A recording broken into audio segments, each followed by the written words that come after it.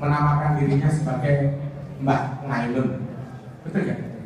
Mbak Nainun ya, mudah-mudahan Bu, ayo diamini Bu, Allahumma amin. Loh, kalau memang anak cucu kita nanti sempat memanggil Mbak Nainun, berarti Cak Nun panjang umur. Amin, amin. Ini kita sambil review. Oke, baiklah, ibu-ibu, bapak-bapak, sambil menunggu saatnya, kami mohon Presiden Imam untuk memberikan sambutan secara khusus. Terima kasih Mas Bro. Assalamualaikum warahmatullahi wabarakatuh. Alhamdulillahirrahmanirrahim. Bismillahirrahmanirrahim. Alhamdulillahi nahmaduhu wa nasta'inuhu wa nastaghfiruh wa na'udzu billahi min syururi anfusina wa min sayyiati a'malina. May yahdihillahu fala mudilla lahu wa may yudlil fala hadiya lahu. Wa asyhadu an la ilaha illallah wahdahu la syarika lahu wa asyhadu anna Muhammadan abduhu wa rasuluh. Pertama-tama saya ucapkan puji dan syukur kepada Allah Subhanahu wa taala yang memberikan kesempatan kepada kita untuk bisa bertemu bersama kita semua dan juga tentunya bersilaturahmi bersama Cak Nun. Pada Cak Nun dan Mbak Novia, kami mengucapkan selamat datang.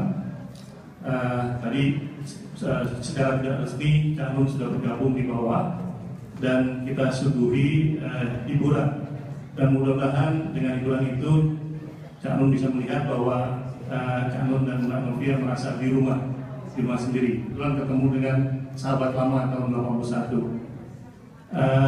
Selamat datang, salam hangat dari kami di sini. Mudah-mudahan silaturahim ini membawa keberkahan dan manfaat untuk kita semua. Terima kasih. Sekian saja dari saya. Kemudian saya akan mempersilahkan Pak Arto dari KBRI, Pak DCM, untuk memberikan sambutan. Terima kasih. Silakan.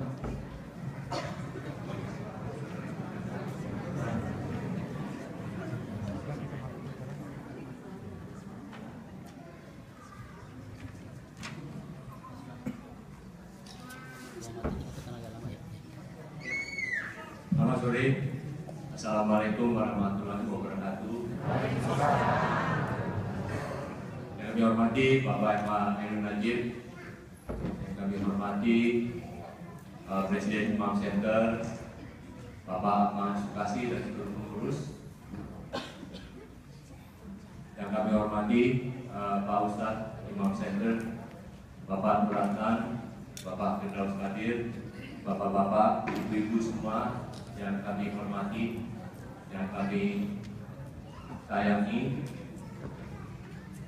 berundangan yang berbahagia.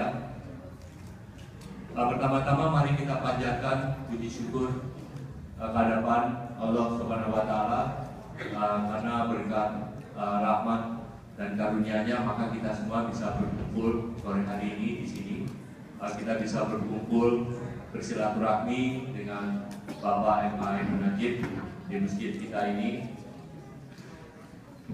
Kami ingin menyampaikan salam hormat dan permintaan maaf Pak Duta Besar Pak Sony kepada Cak Nun, kepada ibu bapak sekalian karena beliau tidak bisa hadir sore hari ini.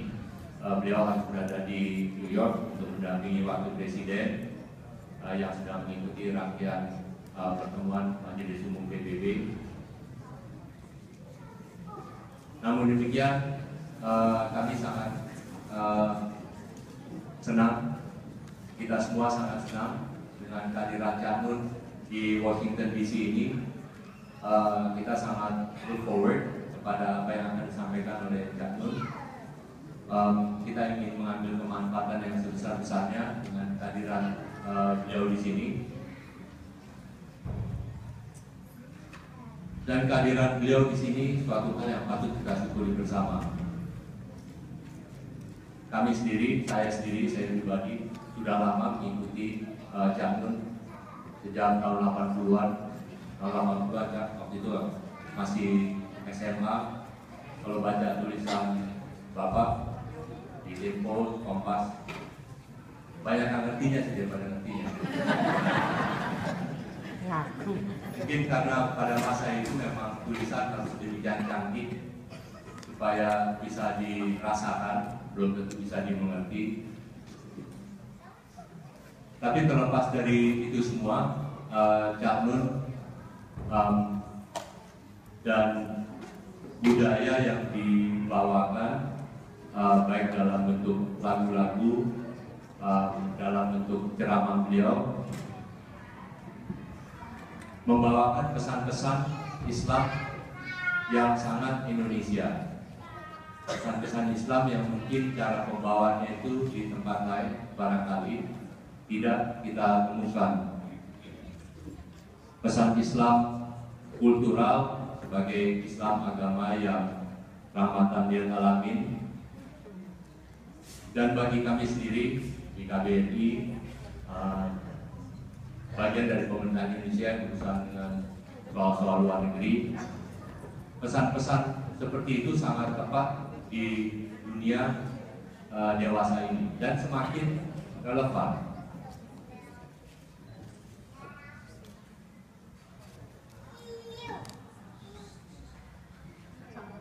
Juga musik-musik yang suka dibawakan oleh Danun, apakah itu musik-musik yang sudah lama berada di Indonesia, apakah itu Tombowati, apakah itu musik-musik lainnya, apakah itu dalam bentuk tur di luar negeri.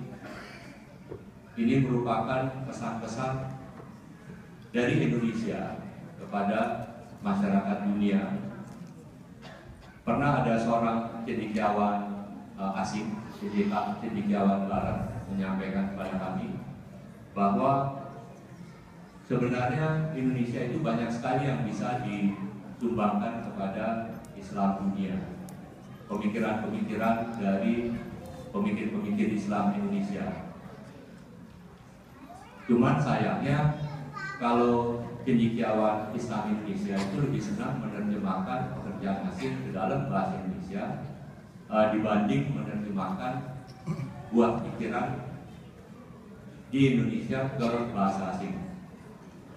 Makanya dari itu, Danun, ibu bapak sekalian, bapak-bapak, kami sangat mendukung Imam Center, sangat mendukung Pak Duta Besar, sangat mendukung Imam Center menjadi suatu pusat yang bisa membantu menyiarkan Islam yang lazim ada di Indonesia, Islam yang kita temui di Indonesia.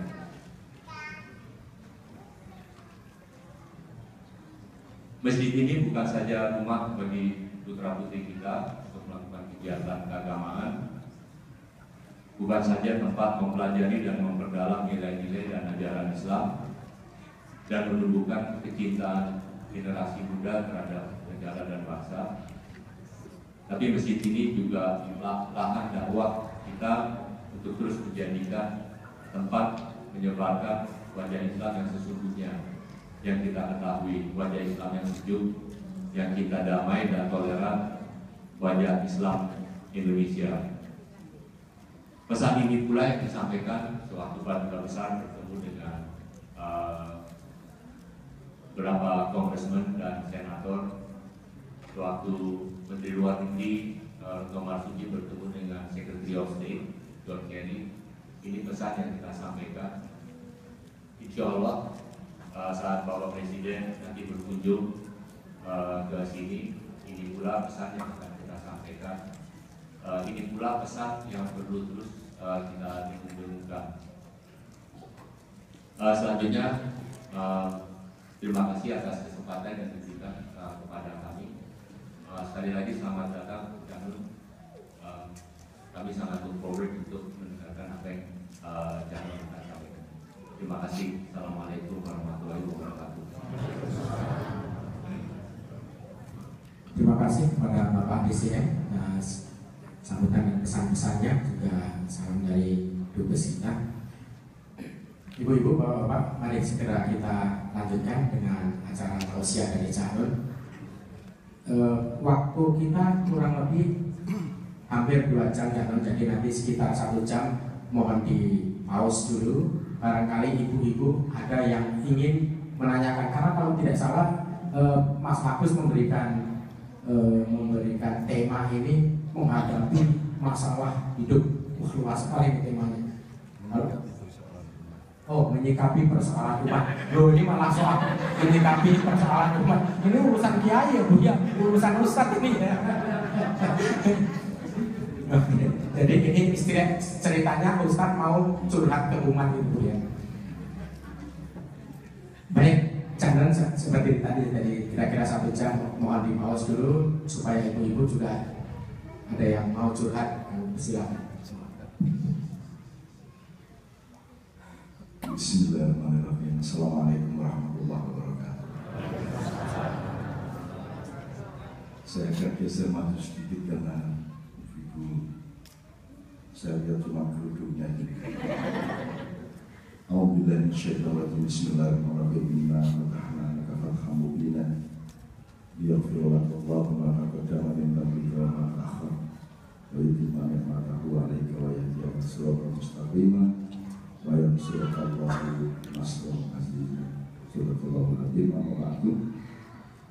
Saya awali dengan rasa syukur kepada Allah bahwa saya diizinkan Allah, bahkan diinisiatif Allah juga untuk dipersaudarakan dengan Anda semua di Washington. Amin. Dan saya terima kasih kepada Anda semua belum jadi dulur saya, mau menjadi saudara saya. Dan kalau sudah bersaudara di dalam Islam, dia skalanya harus dunia dan akhirat sekaligus. Amin ya rabbal alamin. Kalau saudara itu berarti siap untuk berdebat, siap untuk menggurui macam-macam kalau saya.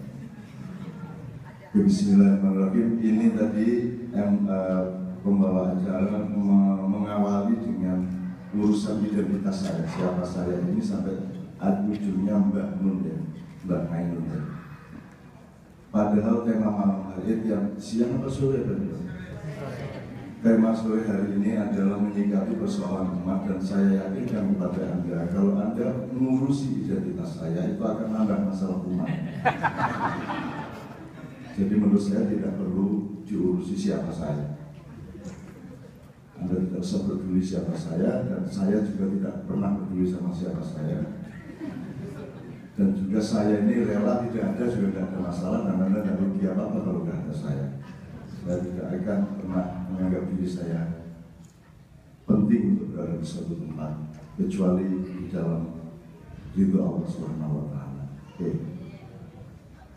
Tapi kita ambil pembelajarannya aja, karena kalau sampai nanya siapa saya akan shortcut, mending pakai metodenya Sayyidina Ali bin Abi Thalib karramallahu wajhahu aja, undur maqala wala tandur maqala. Pokoknya produk saya itu apa itu aja, mereknya nggak usah diperhatikan.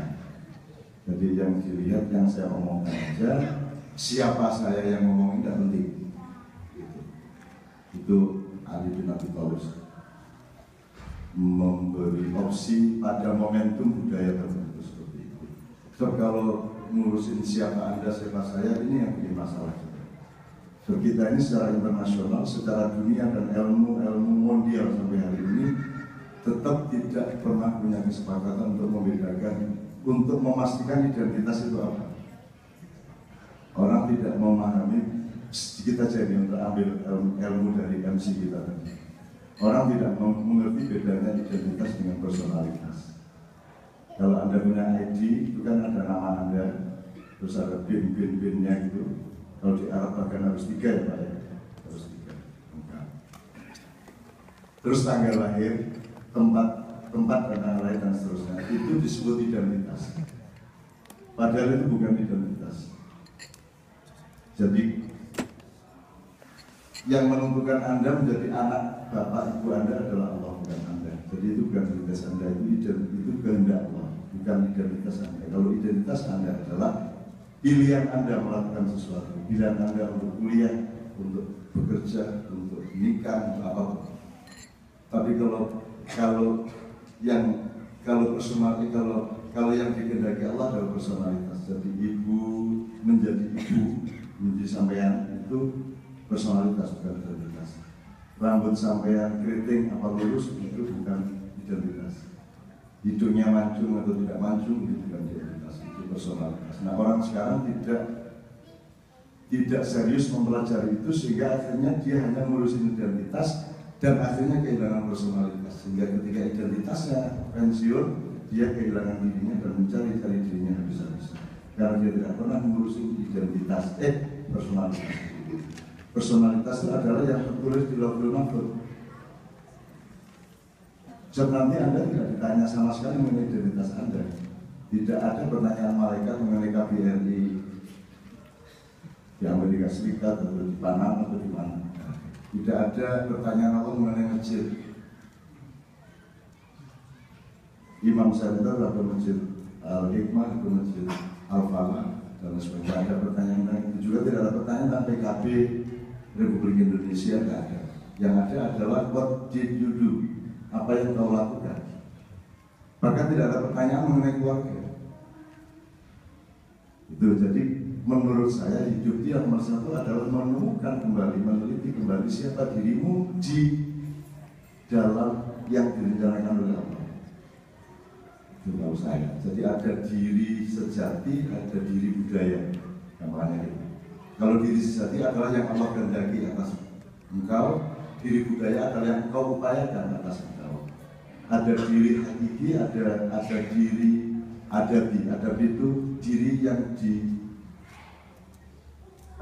direkayasa oleh dirinya itu sendiri, oleh manusianya sendiri. Ada diri hakiki dari Allah dan ada diri ijtihadi. Dirimu yang engkau ijtihadi, yang engkau perjuangkan. Dari tidak bisa menjadi bisa, dari tidak sekolah menjadi sekolah, dari bukan siapa-siapa menjadi siapa-siapa secara budaya dan seterusnya. Nah, itu yang selama ini tidak pernah dikerjakan oleh manusia, sehingga semua mempertengkarkan identitas dan semua energi hidupnya habis untuk ngurusin identitasnya. Dan identitas berarti dalamnya ada akses uangnya, akses jabatannya, dekat sama wapres sama tidak, seterusnya. Itu identitas. Kalau personalitas ya, personalitas itu urusannya adalah dunia ini kalau mau baik-baik sama saya monggo, kalau saya harus miskin dan tidak apa-apa, asal Tuhan tidak marah sama saya. Itu personalitas. Oke, Bapak sekalian, itu saya sekedar merespon supaya Anda mulai hari ini tidak usah pusing saya itu siapa. Kalau sekedar untuk inisial saja supaya nggak manggilnya jelas ya sudah tinggal pilih. Dari dulu orang manggil saya, kalau yang usia saya dan di atas saya, misalnya ini senior saya yang saya sangat hormati Pak Abdul Nadra memanggil saya Nun, gitu kan. Tapi kalau orang seleting sama saya ya Nun juga. Tapi kalau di bawah saya manggilnya Cak Nun. Nah sekarang ini Cak Nun sudah menurun. Prosentase panggilan Cak Nun sudah menurun karena didesak oleh frekuensi yang lain yang manggil saya Mbak Nun.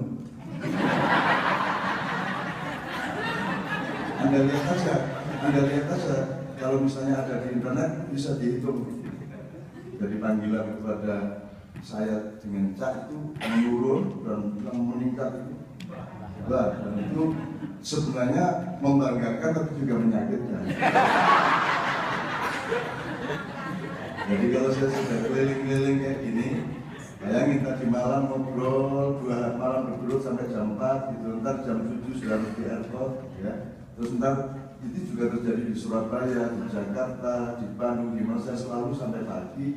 Terus nanti langsung ke airport, terus nanti di airport belum mandi, masih capek, belum sarapan, terus didatangi orang. Terus ya Allah, sambung sepuh gitu.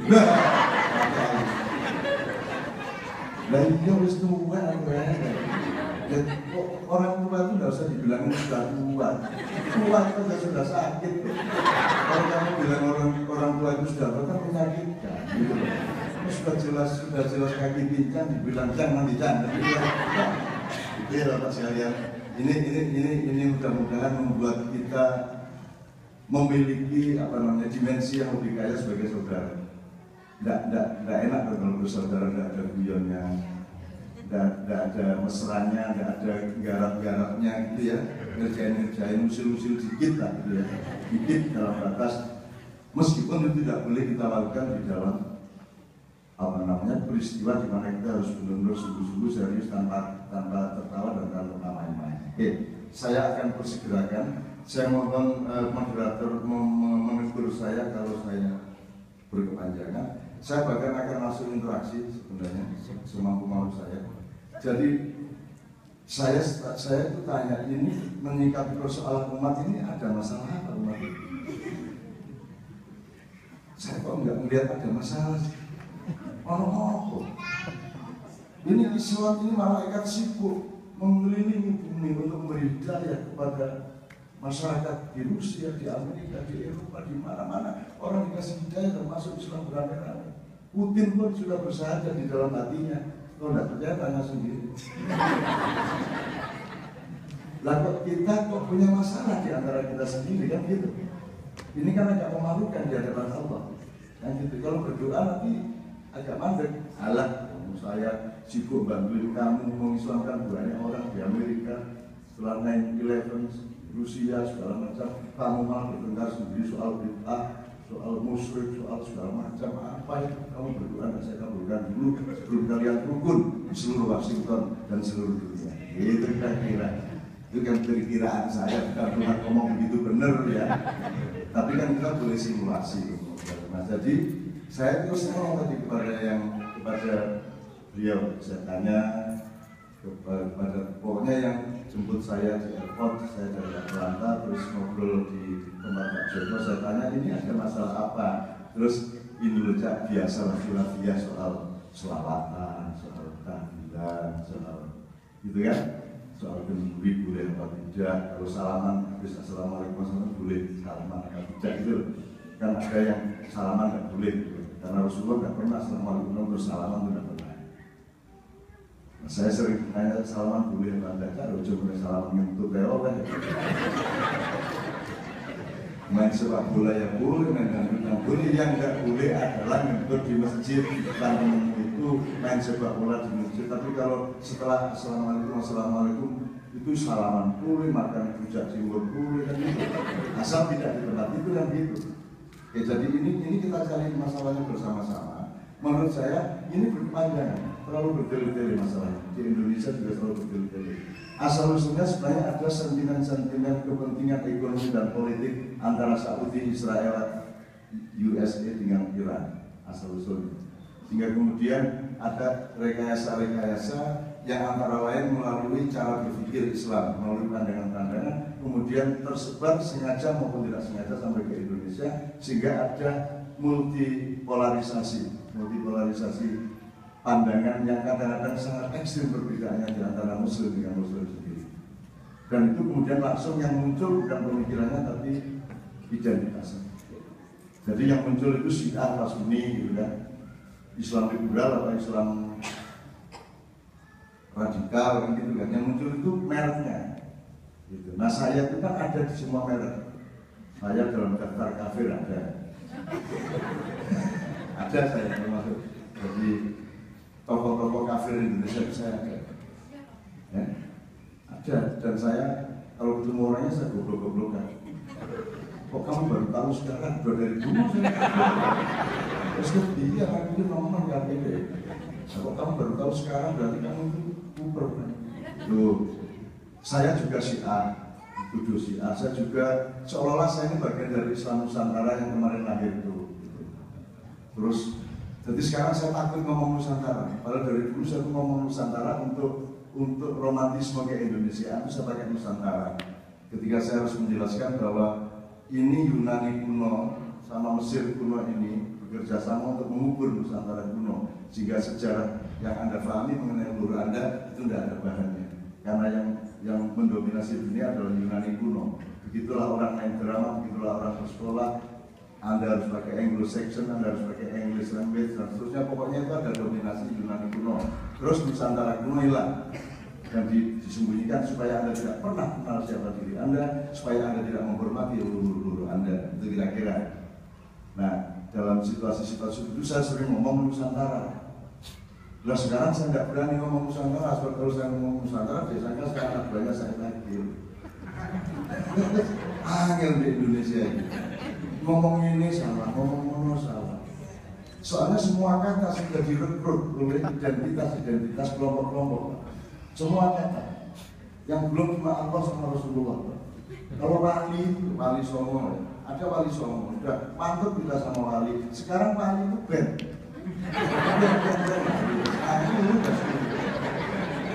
Sampai Sunan Bonang itu marah sama saya. Enggak apa kalau arah-arah itu. Saya itu muji Raden Said terus dari Sunan Kalijogo itu saya muji untuk mendapat karomah dari Allah supaya lulus menjadi wali itu 1 tahun. Dia saya suruh berdiri di pinggir sungai menjaga tongkat. Maka kemudian disebut Sunan Kalijogo itu 1 tahun. Jadi berat jadi wali. Lalu saya tinggal lagu, kira-kira jadi wali. Ya apa kalau ini? Tapi malah itu Mas Mampunan. Terus raja, bu. Jadi raja itu kan setengah mati. Saya jadi raja. Kemudian dewa, berubah. Dewa itu cuma 3 yang mainstream, terus selebihnya paling ditambah dewa angin, dewa gelombang, gitu ya, dewa api. Tapi kan yang prinsip yang ditemukan, yang dijadikan atau diteliti oleh teman-teman dari Hindustan itu kan cuma Brahma, Shiva, Vishnu. Sembulah pokoknya itu Tuhan dicari terus ketok 3 gitu. Bedanya sama Islam adalah Anda tidak bisa menemukan Tuhan itu siapa. Biar Anda meneliti kerjasama seluruh universitas dan seluruh grup tarikat dunia, tidak akan bisa Anda menemukan Allah itu sifatnya berapa, apa saja Anda akan bisa. Itulah gunanya Islam, karena Islam itu adalah wadah di mana Allah memberitahukan mengenai dirinya sendiri kepada manusia. Aku ini Rahman Rahim, aku ini Hanan, aku ini Halim, aku ini Ghafur, aku ini Rahim, kan begitu. Jadi kita tidak mungkin mendapatkan informasi mengenai Allah kecuali Allah sendiri memberi informasi kepada kita. Itulah Islam. Kan gitu. Kalau di luar Islam ira-ira. Jangan marah ya tapi. Anda sholat asar tadi yang dulu Tuhan langsung bukan karangan Anda. Dan Anda sholat asar tidak bisa milih. Aku sholat kali ini saya masih banyak kerjaan ini saya sholat asar jam 11 malam aja bisa. Dan itu Anda harus 5 waktu itu betul-betul namanya dari Tuhan. Itu dari Allah. Anda tidak bisa ngarang aku ibadahnya hari Minggu aja lah. Pas libur tidak bisa. Terus caranya ibadah Allahu Akbar dan seterusnya. Itu juga Tuhan yang menentukan melalui ilhamnya kepada Rasulullah. Anda tidak bisa terus sholat kreatif pakai gerak cimande, tidak bisa. Allahu Akbar. Sallallahu alaihi wasallam. Nah, tidak bisa tuh ya. Oke, sekarang jadi saya ingin ngomong ini, tapi kita tunggukan dulu agak akademis kita. Metodologinya apa yang soal bid'ah, soal segala macam tadi. Ya, ini saya terpaksa nyatet ini. Kita pendataan dulu. Terus untuk itu kita sudah menyepakati metodologinya. Tapi ini juga jangan terlalu serem-serem ya. Kemudian baru kita setelah pendataan, baru analisis, baru kita cari konklusi nanti pada jam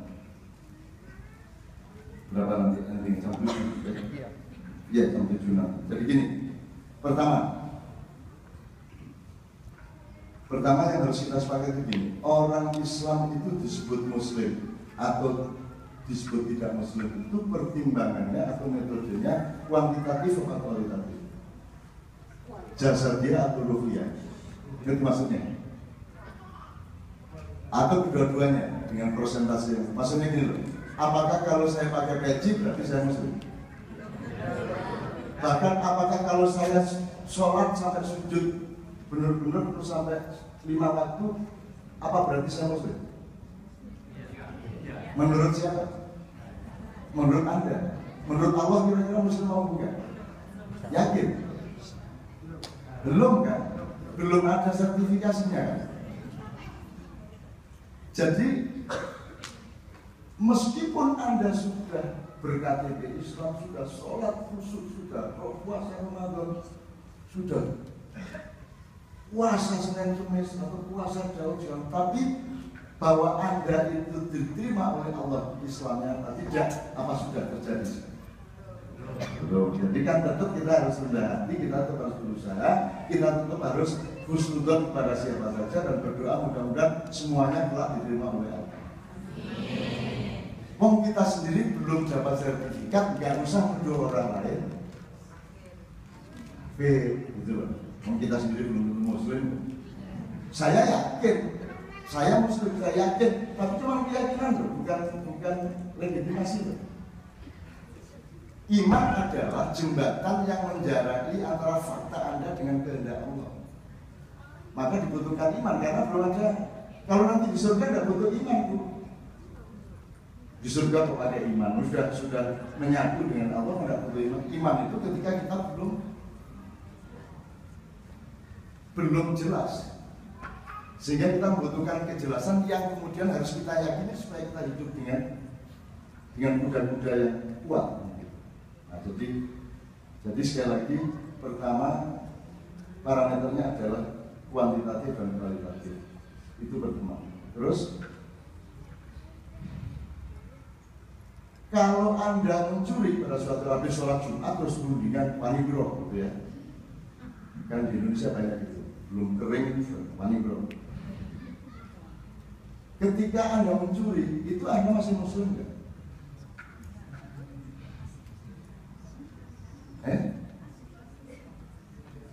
Ketika Anda mencuri itu kita masih muslim nggak?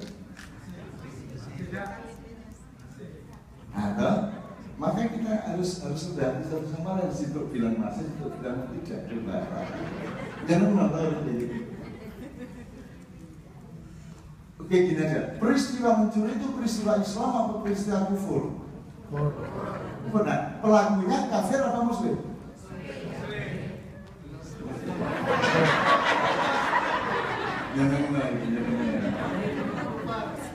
Oke, jadi mencuri adalah tindakan kafir, kufur ya. Pelakunya kafir atau muslim? Itu loh maksud saya.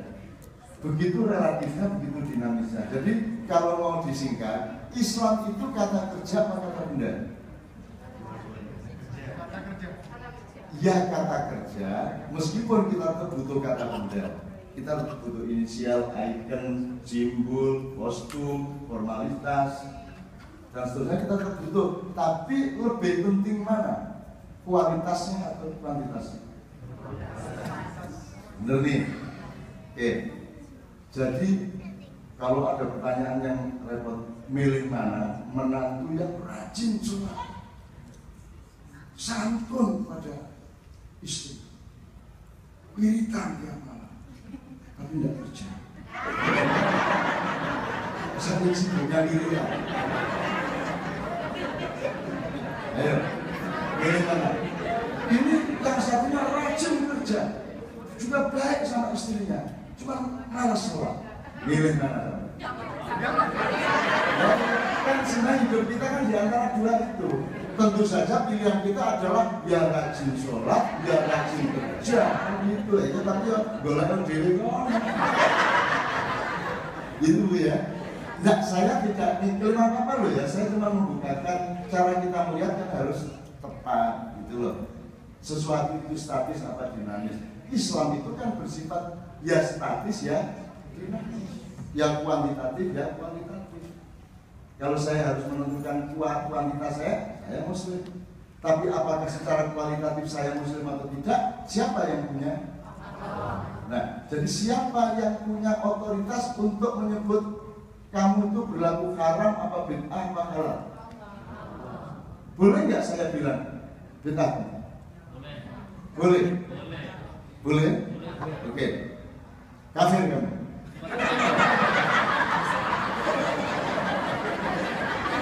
Ini Mas, saya berhak berpendapat bahwa itu kafir, bahwa itu bid'ah, bahwa itu musyrik. Saya punya berhak berpendapat. Tapi apakah saya punya otoritas untuk nuding seseorang? Itu maksud saya. Nah, monggo ini bukan keputusan saya. Ini keputusan Anda. Saya itu cuma buka itu. Menurut Anda ini, mesok boleh enggak? Ngerti yang orang Jawa mesok? Mesok itu kan saya tiap hari mesok di dalam hati saya. Kalau kepada Anda misui namanya.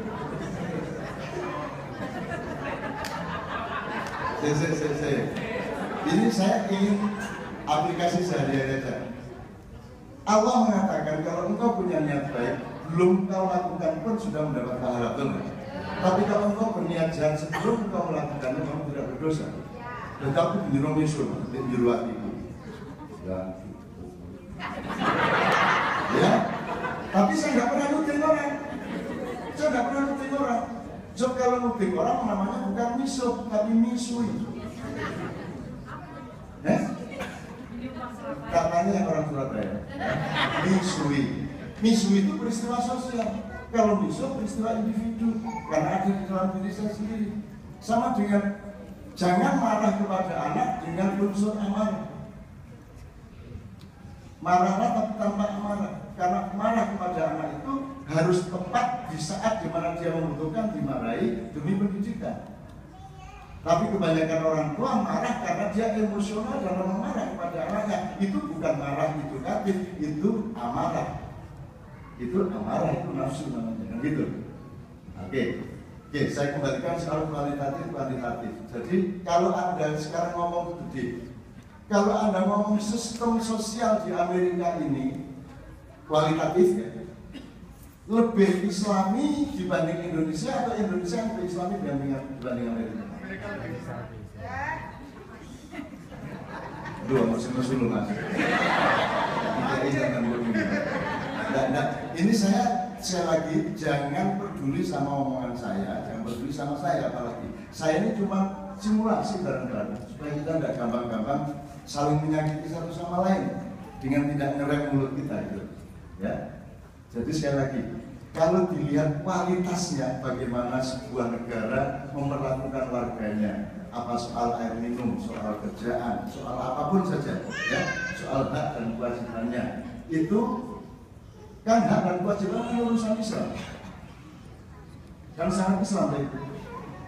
Bahkan Allah mengatakan, Rasulullah mengatakan bayarlah pekerja itu sebelum keringatnya. Itu kan jadi kan sangat Islami itu. Jadi sekarang kualitatif perlakuan Amerika kepada warganya lebih Islami dibanding Indonesia atau sebaliknya?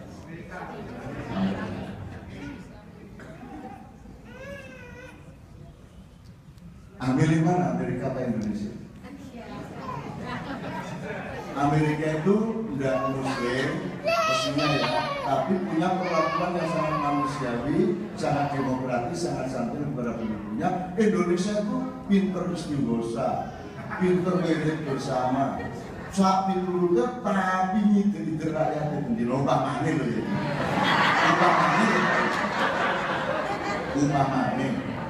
Umpamanya.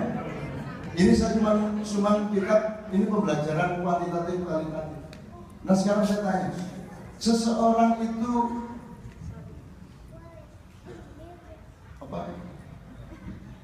seseorang itu musyrik itu software apa hardware?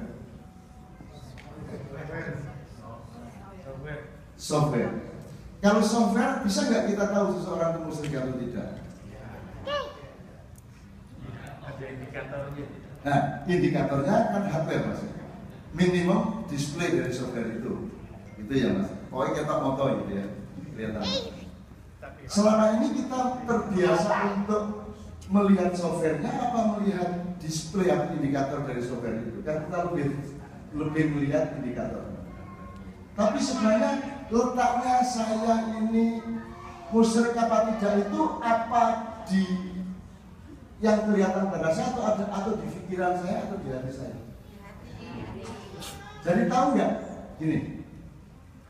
Ini kan soal syirik, ini kan soal niatnya dia fokus sama Allah apa tidak? Allah Al-Ahad atau Allah itu ada yang lain, ada yang dituhankan selain Allah, baru itu yang namanya syirik kan gitu. Nah jadi syirik itu letaknya di dalam software kita apa di luar? Jadi misalnya saya pakai akik, apakah saya pakai akik ini berarti saya syirik? Nanti dulu aja nggak tentu ya, hanya nggak tentu sih lumayan. Itu sama dengan orang Madura ya. Orang Madura yang ditanya apa hukumnya makan nasi Pak? Oh nggak tentu mas. Lu nggak tentu lah kalau nasinya durian ya haram.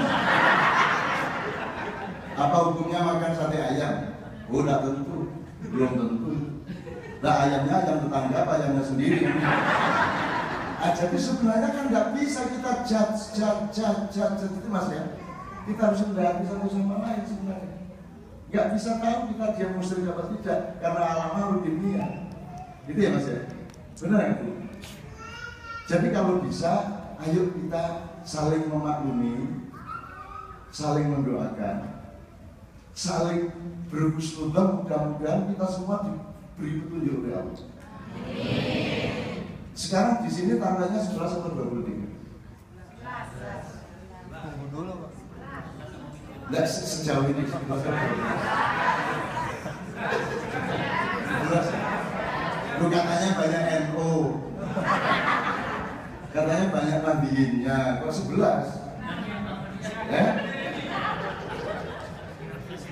Yang benar yang mana Bu 11 atau 23? Ya Bu? Dia sudah menjawab benar semua.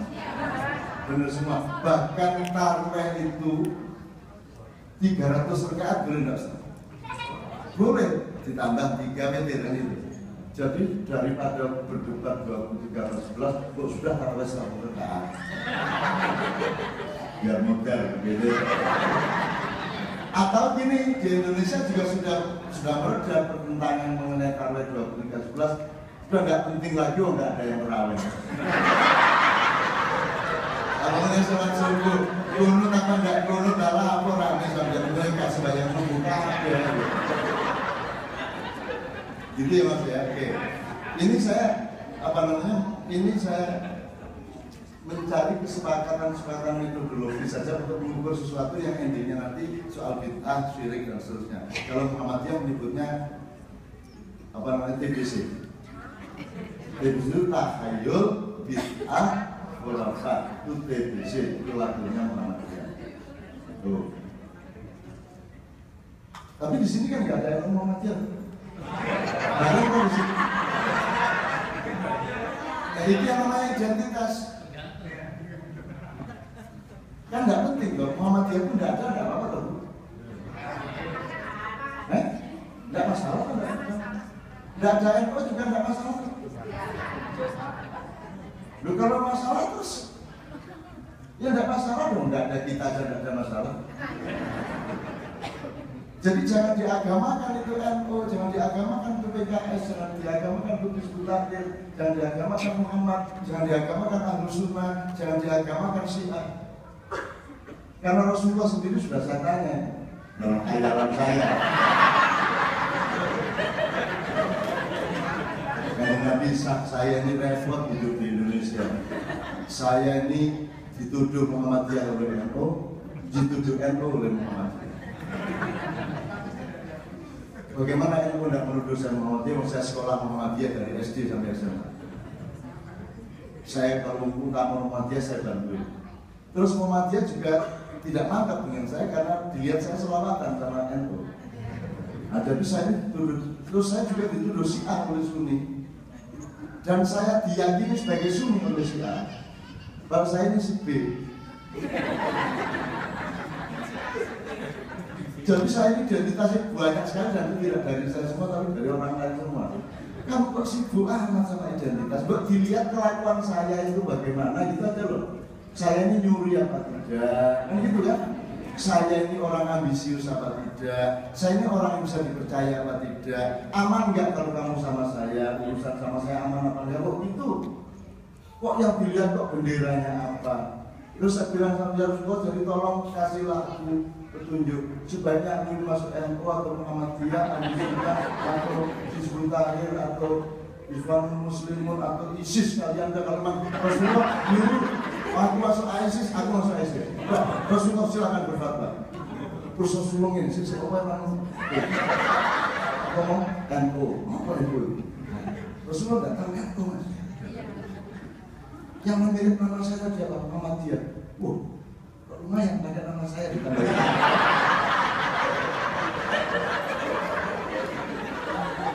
Dan Rasulullah itu tidak NU, tidak Muhammadiyah, tidak Sunni, tidak Syiah, tidak Hizbut Tahrir, tidak PKS, tidak PKB. Kita bertengkar tiap hari berdasarkan identitas itu. Sampai orang kecelakaan itu loh. Ditanya sih. Siapa ini? Oh, Golkar itu. Ditolong.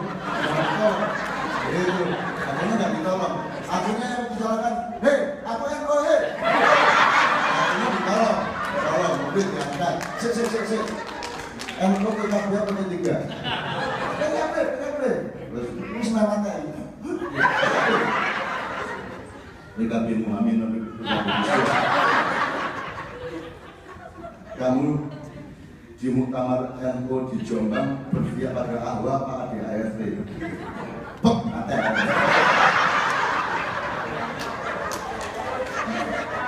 jadi misalnya, mari kita nggak membandir ya Bu ya. Mari kita efisien untuk kebaikan. Fastabikul khairat. Itu nggak apa-apa doang asal untuk guyon-guyon gitu ya.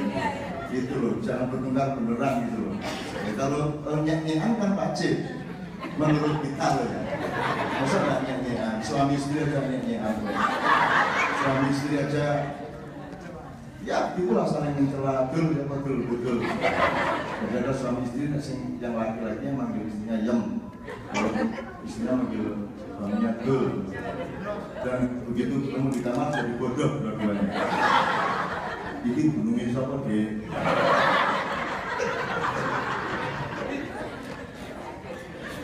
Kota, terus ketinggian di. Oke, mohon maaf saya agak kasar-kasar sedikit, sehingga identitas saya jelas. Adalah orang yang kalau ngomong nggak karu-karuan, gitu ya Mas ya. Oke. Kemudian gini, ibu-ibu saya tanya, bapak saya nggak tanya, biarin. Bapak itu sudah beres lah, mereka sekolah kalau ibu ini kan. Cari satu benda, satu hal, satu peristiwa atau apapun dalam hidup ini yang tidak terkait sama Allah. Apa saja? Apa benda, apa sesuatu atau peristiwa, apapun saja yang tidak ada hubungannya sama Allah.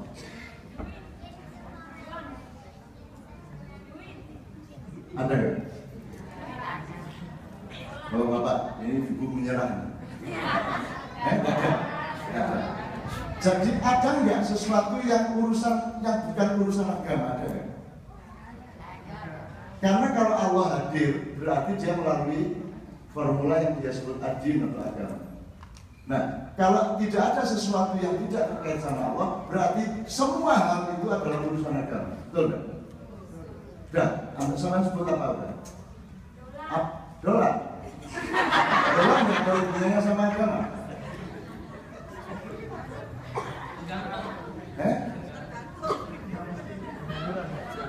Oh, Madura.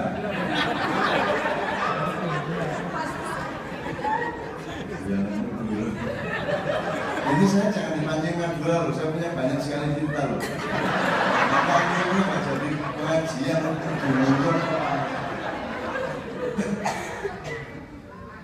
ini saya dapat berita tuh dari Madura yang enggak. Dan mereka sangat suka sama saya. Terjang marah ya. Yang marah Bismillah ya Allah, aku mohon maaf ini demi kemesraanku dengan saudara-saudara. Jadi Pak Zawi umur tahun satu Madura. Cari saya, tidak ketemu terus pesan di rumah. Tolong kasih tahu Cak Nun, orang Madura itu sangat suka pengajian Cak Nun. Apa sebabnya? Wah, Pak Zawi, tokoh Zawi Imron ini penyair besar itu tanya kepada saya, kenapa kau suka sama Cak Nun? Cak Nun itu kalau pengajian itu banyak beli setannya.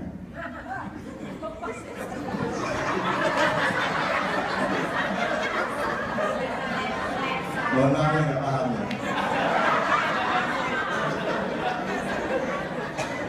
Lalu Madura kan mulutnya nggak karuan. Pelesetan loh. Nggak bisa ngomong pelesetan.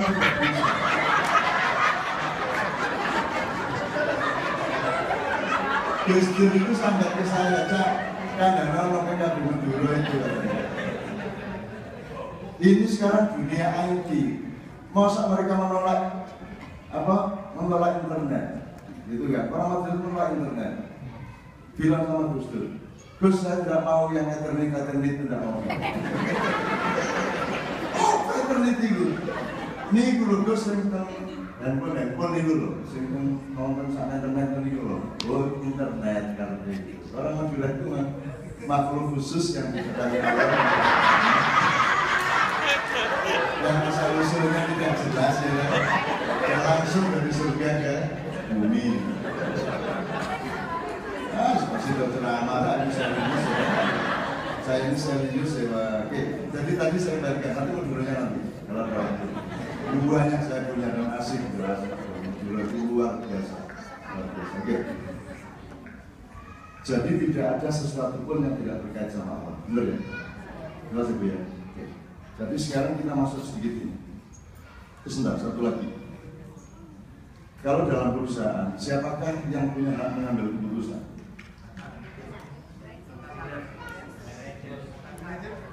Mas? Ya, bos itu kan inisial, tapi saya ngomong substansinya.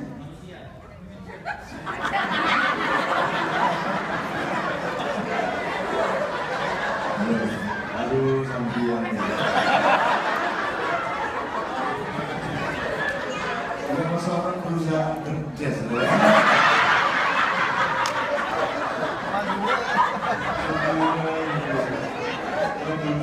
Hati-hati ya kalau beri sampai ada kerusuhan itu hati-hati kalau sama orang Madura. Dan mas belok terus nanti sampai menang sih nanti ya. Oke, dalam perusahaan Anda ini pakai logika aja. Yang punya hak mengambil keputusan adalah pemilik saham. Jelas? Jelas ya? Nah, pemilik saham itu diwakili mungkin oleh owner, komisaris gitu ya. Terus dia memandatkan sesuatu kepada direkturnya, direktur utama dan bawahannya dipinjami mandat atau dimandati untuk pengambilan keputusan yang sifatnya teknis. Tapi sifatnya policy yang mengambil keputusan adalah owner, kan gitu. Nah, kira-kira seperti itulah.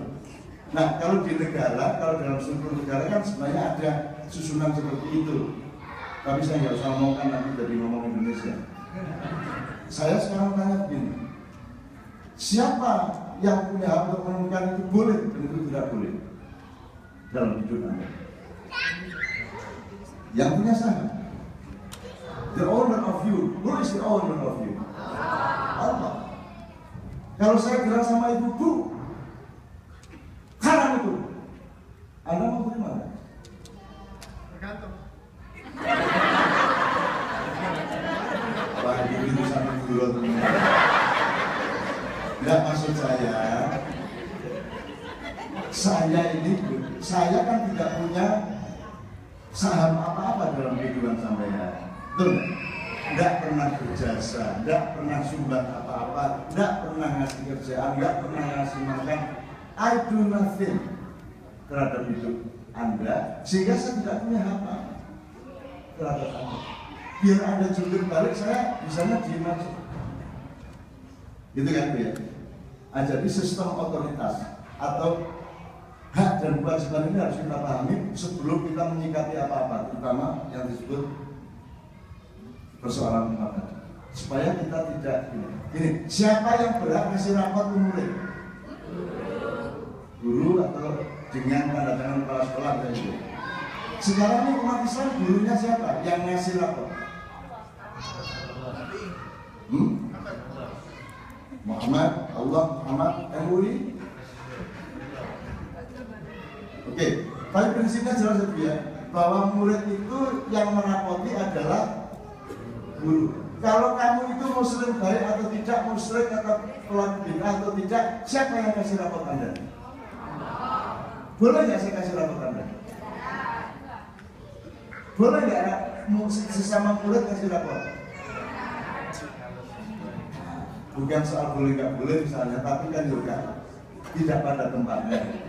Jadi kenapa seorang warga negara punya hak? Karena dia punya saham atas negaranya, karena dia pemilik negara juga itu, dan dia juga menjalankan kewajiban terhadap dan patuh kepada aturan-aturannya. Karena dia menjalankan kewajiban, maka dia punya hak. Orang tidak punya hak sebelum menjalankan kewajiban, benar? Anda berdoanya sebelum sholat atau sudah sholat? Nah, setelah Anda menjalankan kewajiban, baru Anda punya hak untuk Allah. Saya sudah sholat 4 rakaat. Belum, lihat. Kan nggak berdoa dulu terus, ya Allah kabulkan. Kalau nggak kabulkan aku tidak sholat. Nggak boleh gitu kan? Ya Bu ya. Jadi kita mesti ngerti hak dan kewajiban baik horizontal maupun vertikal. Nah sekarang gini, terakhir sebelum kita masuk ke masalah yang dimasukkan persoalannya. Ibu ngerti bedanya ibadah mahdoh sama ibadah muamalah atau ibadah baru mahdoh? Saya kira Islam itu menjadi agama karena dia punya ibadah mahdoh. Yang lain tidak punya ibadah mahdoh. What is ibadah mahdoh? Ibadah mahdoh adalah perintah dari Allah langsung kepada kita melalui Rasulullah. Jadi misalnya rukun Islam, bersyahadat itu ibadah mahdoh. Sholat, 5 waktu dan lain-lain ibadah mahdoh. Zakat, puasa, Ramadan, haji itu ibadah mahdoh. Itu tidak bisa ditawar, tidak bisa diganti, tidak bisa ditawar, tidak bisa dirubah, tidak bisa dikembangkan, tidak bisa dikreatifi kayak sholat tadi. Termasuk adzan itu jangan ditambah-tambah. Makanya orang suka dituduh-tuduh kafir pun karena kan wa asyhadu anna itu ada gitunya sebagian orang Syiah. Tapi kadang orang yang ya gitu. La ilaha illallah, la ilaha illallah, la ilaha illallah, Muhammadur Rasulullah, Syekh Abdul Qadir Jailani waliyullah. Itu kan kodai. Orang-orang yang Islam jalan Solo. Muhammadur Rasulullah, Jokowi Satyo ini.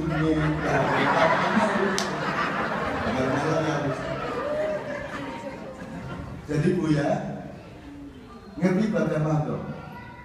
Mahdoh adalah rukun Islam, sesuatu yang dari atas. Kalau ibadah muamalah dari manusia ke Allah, ibadah mahdoh dari Allah ke kita. Itu ya Bu ya. Yang dari Allah ke kita itu ya, kalau sifatnya instruksional ya rukun Islam. Dan di Al-Quran jumlahnya 3,5% ayatnya. Sehingga yang tersisa 96% adalah ibadah muamalah. Kalau ibadah muamalah adalah cara kita untuk meningkatkan iman, untuk selalu ingat Allah, supaya kita ingat Rasulullah, terus kita mau bikin sesuatu, tapi di luar ibadah mahdoh, di luar sholat, di luar yang resmi dari Allah. Misalnya wiridan. La ilaha illallah, la ilaha illallah, la ilaha illallah, ya Rahman, ya Rahman, ya Rahman. Itu kan bukan ibadah mahdoh. Allah tidak nyuruh dan tidak mewajibkan, tapi Anda melakukannya demi supaya waktu dan energimu itu penuh berhubungan dengan Allah dan Rasulullah. Kan gitu. Itu namanya ibadah muamalah. Ibadah muamalah itu kalau di beberapa tempat mandi gini aja. Kalau ketela, Bu, itu bisa dijadikan apa? Ibu-ibu. Betul. Kolak, tape, peyem. Saya tanya, Ibu bersyukur ada ketela, tapi kan nggak langsung dijebol terus dikerapoti. Ya toh, dipikir terus di eksperimentasi akhirnya jadi gedung. Ada yang bikin peyem, ada yang jadi kolak segala macam. Jadi itu muamalahnya. Tapi mahdohnya adalah Allah menciptakan ketela, gitu kan?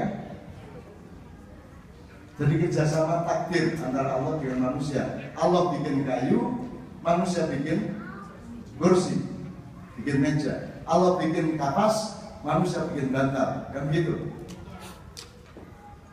Nah saya tanya, NU-nya, Muhammadiyahnya, PKS-nya, Hizbut Tahrirnya itu tela apa gedung? Betul. Sekarang yang lebih utama gedok apa tera? Selama ini yang terjadi di kalangan umat Islam yang nomor satu gedoknya apa teranya?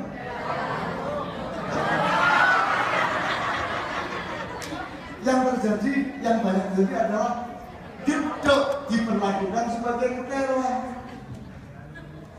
Betul nggak? Padahal kuncinya ketela, gedoknya itu silakan. Ada beda antara gedok sama kolak. Tidak ada masalah. Ada yang 11 rakaat, 23 rakaat. Ada yang sholawatan cukup di dalam sholat, ada sholawatan yang ditambahin di luar. Ditambah sampai iler-iler sama apa segala macam, tidak masalah. Angger jangan dimasukkan ke dalam data Allah. Kan gitu. Boleh nggak saya olahraga? Masya Allah, Maha besar Engkau yang telah memberikan otot-otot ini. Ya Allah, Engkau Maha besar. Lihat nih jari-jariku. Siapa lagi kecuali Engkau yang bisa memiliki ide untuk menciptakan 5 jari yang berbeda-beda satu sama lain? Ya Allah. Gitu. Bagus ya saya memuji Allah. Loh, bagus enggak? Loh, bagus enggak? Bagus enggak? Lucu, ya oke lucu. Jadi kalau saya gitu kan seperti itu kan seperti zikir. Berfungsi zikir kan ketika masuk rumah turun ya Allah. Yang enggak boleh adalah tengah-tengah sholat ini ya. Sama Allah dengan hamdulillah. Ya Allah, tangan kulitnya ini enggak boleh. Jadi ibadah Allah tidak boleh diganti. Wajib seperti itu. Kamu lakukan atau kamu tinggalkan. Ini itu. Tapi kalau ibadah muamalah silakan, asal tidak melanggar syariat. Itu Bu ya. Bu, yang saya masuk di bikin tadi itu ibu itu ngilo ya. Tak kasih nambah beberapa menit ya, nanti saya mau biasa. Untuk bersyukur itu tidak perlu gaji besar, tidak perlu juga siapa-siapa. Saya ini tidak pernah jadi apa-apa. Belas tidak pernah jadi apa-apa. Dan tidak pernah mencalonkan diri jadi apapun. Saya kalau ingin diri dari suami itu nyamur tak sikat langsung itu. Oh langsung tak lamar itu aja sudah bersirat kalau tak lamar terus mulai. Nek jadi jelas tidak usah berspekulasi dan bertele-tele ke pacaran dulu penjajakan. Dia berkumur nonton terus jalan. Pokoknya ketok belum dari ujung.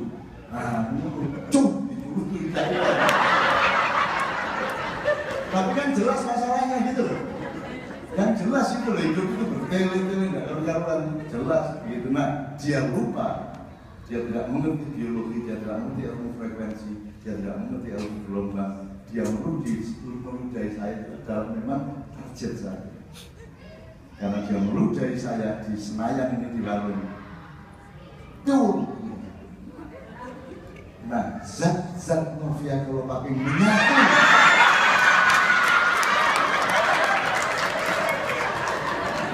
Menyatu dengan zat-zat jasad dan jiwa. Nah, itu terjebak ya.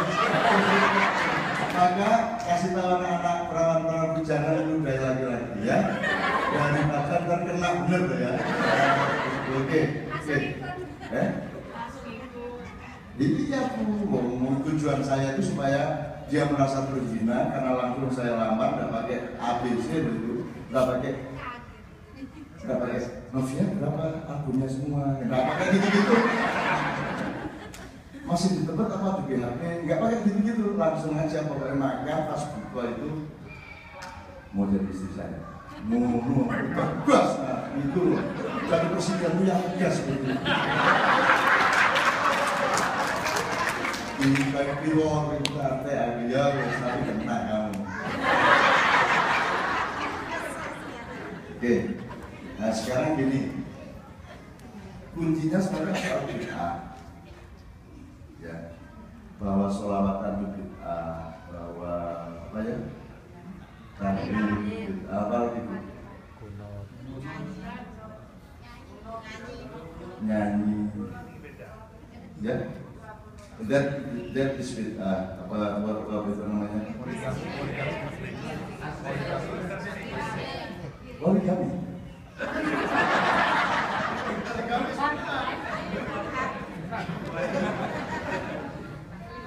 Poligami gue enak. Asal laki ojo dan di saya monogam ini apa? Ya, setuju sama saya Bu? Oke, dan saya tanya sekali Bu, Bapak-bapak, apa sih definisi bid'ah itu? Yang diketahui umum selama ini. What is bid'ah actually?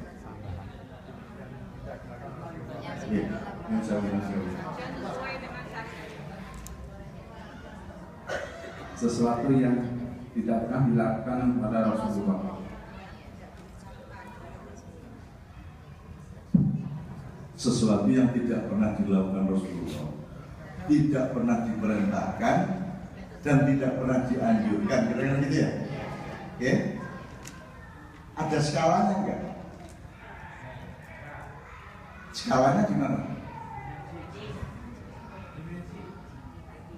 Dimensi. Maksud dimensi skala itu begini Mas. Skalanya begini. Suami istri berhak tidur kalau dalam kamarnya. Nah, itu skalanya dalam kamar. Tapi begitu keluar kamar nggak boleh tuh. Digerdu nggak oleh, ditaruh nggak oleh. Boleh. Boleh.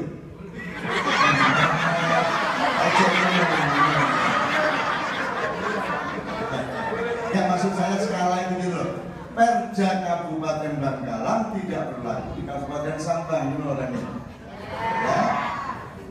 Jadi jangan seperti ada wali kota zaman dulu, ada wali kota Makassar, wali kota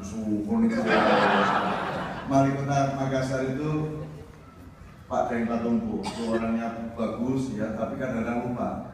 Jadi dia sama turun di Cengkareng terus naik jeep sama asistennya, terus ada jembatan rusak, dia turun marah, gimana jembatannya rusak? Padahal kepala bagian gini. Pak, ini di Jakarta bukan di Makassar. Sama saja, gimana saja pembangunan harus dijalankan. Lebih gitu. Jadi orang yang tidak ngerti skala itu seperti itu. Jadi saya diundang oleh Pak Deng Patompo, Enur, itu kolak bubur kacang hijau bikinan istriku itu terenak sedunia, tidak ada di mana-mana. Datang ke rumah.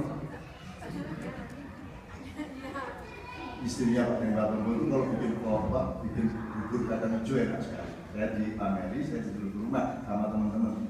Sampai sana, sampai rumahnya beliau sedang makan bubur kacang hijau. Dan duduk sambil makan. Rotok pikun loh. Sampai seperempat jam lebih dia makan lagi, Bu, nambah lagi. Terus kita, Pak, untuk kita mana ini? Ibu, mana ini untuk Ainun dan teman-teman, mana ini bubur kacang hijaunya? Loh Pak, sudah habis. Loh Pak, habis bagaimana? Bapak ngambil terus dari tadi. Ya, beli. Loh Pak, katanya yang enak buburnya bikinan ibu, sama saja deh.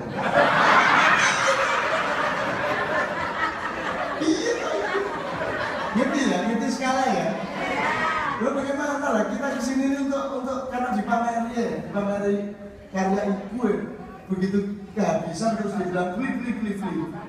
Loh katanya yang enak punya ibu, sama saja. Loh iya. Indonesia banget ya. Jadi ibadah ma'rifat bid'ah adalah segala sesuatu yang tidak dilakukan oleh Rasulullah, tidak diperintahkan dan tidak dianjurkan. Skalanya apa? Kualitatif apa kuantitatif? Ibadah madhah, ibadah muamalah, urusan agama, urusan non-agama, atau yang mana skalanya?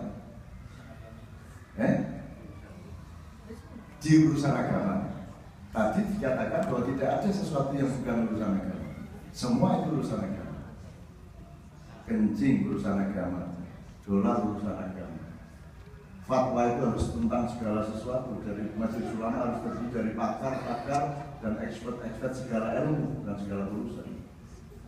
Tadi sudah dipatok loh bahwa tidak ada yang bukan urusan agama. Ibu tahu ilmu yang paling agamis, yang paling religius ilmu apa? Bapak-bapak. Misalnya, contoh aja. Yang paling suci, ilmu yang kita pelajari di kampus, di sekolah, yang paling suci matematika.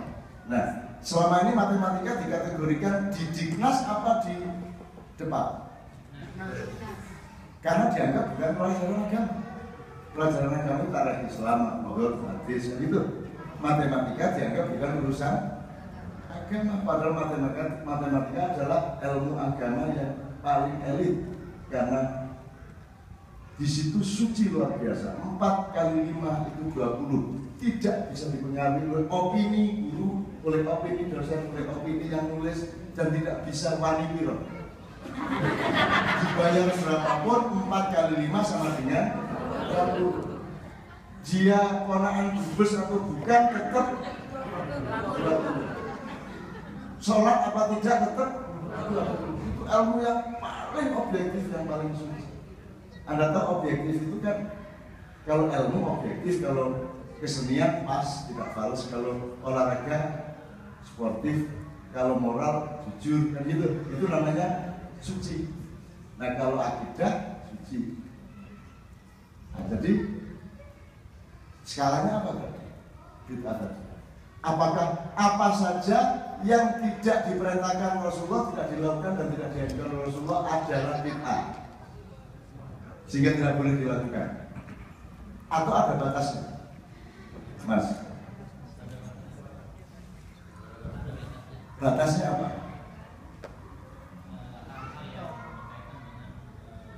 Dengan agama? Dengan usul. Saya kira Anda ke depan aja tuh menjelaskan. Ya, ini kita mau belajar bersama, Mas. Bukan soal saya ceramah terus ya. Saya kira ini ada apa skala yang namanya usul dan furu ya. Kalau dijelasin, Mas. Jangan. Mas, betul, Mas. Supaya kita tahu persis mulai nanti kita pulang, kita sudah tahu mana bid'ah mana tidak. Ya, sebagai pengetahuan saya, bid'ah yang dimaksud itu sesuatu yang berkaitan dengan usul, dengan inti dari ajaran Rasulullah. Terus? Itu skala yang pertama. Kemudian yang kalau jadi kan nanya soal skala. Nah, kemudian ada soal furu, soal cabang. Kalau cabang seperti tadi channel sudah sampaikan bahwa kalau yang namanya salawat ditambahin yang lainnya itu sebetulnya bukan soal inti yang kemudian kita memperdebatkan. Nah, kecuali soal usul, kemudian kita nambah-nambahkan, misalkan sholat subuh 2 rakaat. Ya, kalau gitu jangan disebut usul sama furu, Mas. Itu kan bahasa para pembelajar fikih dan usul. Sekarang pakai yang umum aja, yang tidak boleh dirubah, ya. Yang kalau dirubah itu disebut bid'ah adalah Anda menyebut usul yang kita tadi menyebutnya ibadah mahdhah, yaitu rukun Islam. Kalau rukun Islam Anda rubah itu namanya bid'ah. Kalau Rasulullah 3 rakaat ya 3 rakaat. Kalau Rasulullah sujud ya sujud. Nggak usah kamu terus bingkang. Allahu Akbar. Nah, puasa Ramadan jangan dirubah. Sudah puasa Ramadan dan harus Ramadan. Jangan mentang-mentang bareng sama hari libur apa terus Ramadannya dipercepat atau ditunda, gitu. Naik haji juga begitu, yang naik haji itu yang ke Mekah. Jangan bikin Ka'bahan sendiri di belakang kebun, terus dihubung-hubungi dewe. Tapi boleh nggak kita bikin seperti Ka'bah di kebun kita, di rumah kita? Boleh, terus kita putar sendiri, nggak apa-apa. Asal niatnya bukan haji, niatnya kangen, ya Allah kangen, kan boleh kan? Nggak ngincipi, kalau ngincipi kan boleh. Jadi alam dunia, orang selawatan juga alam dunia, niatnya apa? kan gitu akhirnya. Orang tahlilan, kalau dia menganggap tahlilan itu wajib dilakukan, salah, itu bid'ah. Gitu loh. Kok 3 hari, kok 7 hari, bendino ya oleh. Tiap hari boleh, gendeng tapi. Masa bendino tahlilan. Kalau perlu mau ulang tahun Rasulullah kok diulang tahun, Rasulullah tidak pernah mengulang tahun. Aku nggak mau ulang tahun ini, aku ini ingin menciptakan momentum untuk ingat Rasulullah secara lebih mendalam. Gitu dong. Rasulullah sendiri kan, aduh, ini tak jelasin kan kasihan Rasulullah. Rasulullah itu berat loh, Mas. Bayangin kalau sampai jadi Muhammad ya, terus disuruh Tuhan mengajari umat manusia untuk baca syahadat. Padahal dalam baca syahadat ada nama Anda. Bisa nama sampai sini lah. Ya, Rio. Yes. Ikro. Baik Rio. Ya, terus suatu hari diajari syahadat, terus Anda mengumumkan ke tetangga Anda, ayo mulai sekarang ikut saya. Tauhid. Asyhadu an la ilaha illallah wa asyhadu anna Rio Rasulullah. Berat nggak secara budaya? Bahwa Anda nyuruh orang ngakuin diri Anda atas nama perintah Allah. Sekarang kita tidak ada masalah karena kita sudah yakin semuanya. Tapi waktu awal-awal Rasulullah dinubuatkan, dijadikan nabi itu kan berat. Mau dia harus nyebut dirinya sendiri. Maka dia tidak mungkin menghormati dirinya. Tidak mungkin dia menunjuk dirinya. Dan gitu. Ya. Segera kita akan berinteraksi secara langsung. Tapi saya kembalikan ke usul dan huruf. Jadi menurut saya bid'ah itu kalau Anda merubah ibadah makruh. Gitu ya, sholat dirubah, puasa dirubah, zakat dirubah, dan sebagainya. Di luar itu namanya ibadah muamalah. Rasulullah tidak pernah pakai listrik, tidak apa-apa pakai listrik. Rasulullah tidak pernah pakai mikrofon, dan tidak apa-apa pakai mikrofon. Rasulullah tidak pernah naik pesawat sepanjang hidup. Semua nabi dan rasul tidak ada yang pernah naik pesawat.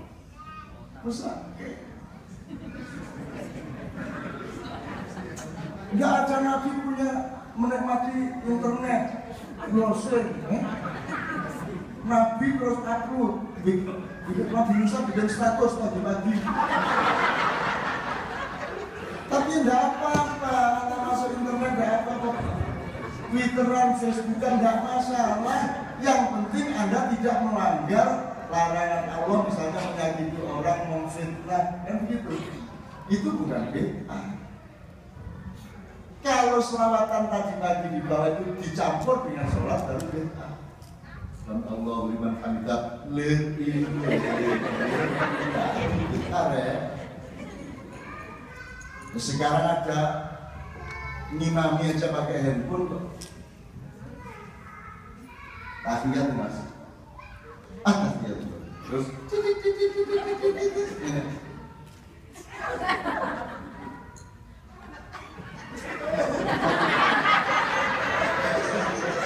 diganti gimana? Ya apa hari? Ya memang. Ya mas ya. Jadi gue ngerti ya. Jadi sekarang saya tanya. Jadi selawatan itu gimana berbeda? Bid'ah bukan? Rasulullah tidak pernah loh mengulang tahun dirinya, tidak pernah. Terus selawatan ke dirinya, sholatullah, salatullah, ala toha, tidak tahu kan Muhammad, ala toha, Rasulullah, tidak tahu maksud kanjeng Nabi kata ingin apa itu. Sampai itu ya aneh-aneh. Tidak apa-apa, asal tetap empan papan dan semua pada makomat yang tepat, ya. Jadi apalagi sekarang yang dipertengkarkan selama ini? Tahlilan, mulutan, mengulang tahun Rasulullah. Terus kenapa tidak boleh? Karena Rasulullah tidak pernah menyuruh gitu. Oh saya tuh kambing aja saya ulang tahun gitu. Walang gitu, tahu tak ulang tahun gitu. Lalu saya mencintai Rasul saya dengan cara-cara yang saya tidak melanggar ibadah makruh, kenapa dilarang? Tapi sahabat juga nggak pada kerjakan. Ya kenapa kita menganggap sahabat? Sahabat posisinya sama dengan kita. Apa bedanya posisinya sahabat dengan kita? Yang inti adalah atiullah wa atiur rasul. Yang lain tidak pakai atiu. Kenapa? Ahli Umar itu ahli bid'ah nomor 1. Abu Bakar ahli bid'ah nomor 1. Utsman ahli bid'ah.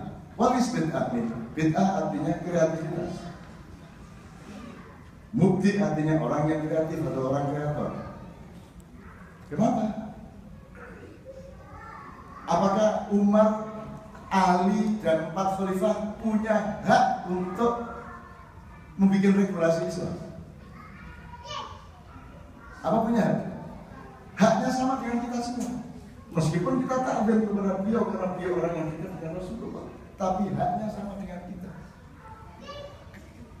Bid'ah itu artinya Anda melakukan sesuatu yang ketika Rasulullah belum ada dan itu tidak pasti jelek. Misalnya mushaf, Mas, mana Quran mushaf itu. Tuh. Itu Rasulullah tidak pernah nyuruh, tidak pernah memerintahkan bikin mushaf itu, Mas. Itu bid'ah. Kalau mau bid'ah itu bid'ah mushaf itu, Mas. Itu, Mas.